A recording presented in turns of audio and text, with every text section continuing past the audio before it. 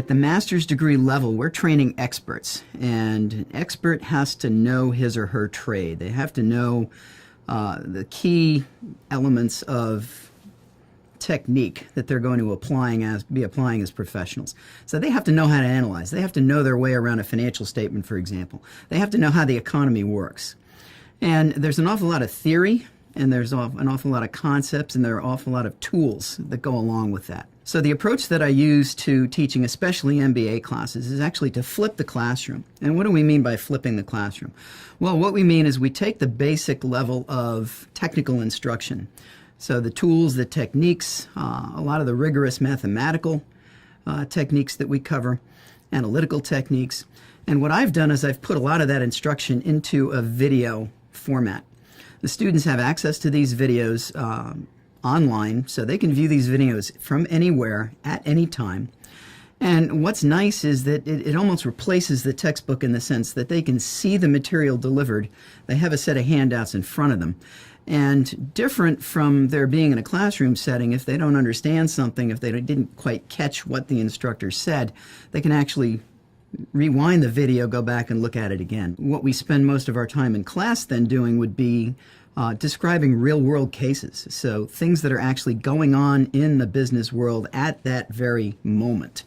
And I will actually hold off on choosing exactly what's going to be covered in class until the latest possible moment, so that what I bring into class is going to be current. It's going to be something that they're reading about in the newspaper. It may be something that they're actually encountering on the job at work. So if it involves a Baltimore company, very often I'll pick and choose from the Baltimore companies and bring as much as I can from the local economy into the class. When you get into the real world, application gets very dirty. You're working with incomplete data. You're working with more data than you need. You have to choose, what data do I want? What data can I ignore? What data don't I have? And where can I go out and find it? So a lot of the case problems in which the students are engaged require them to go out and actually dig some of these data up themselves. Change is inevitable. It's constantly underway. Understanding change is more about understanding how the context for the way in which you do business has changed as a result. So one example is information technology. What does it mean that we've gone from punch cards and mainframe computers to handheld phones that can do 20, 30, 40, 50 times the amount of work? And my message to the students is make sure that you master the technology and that the technology doesn't master you. The theme into which the finance and economics material falls that I teach is called managing performance and risk. Risk typically exists in an environment where it can be measured.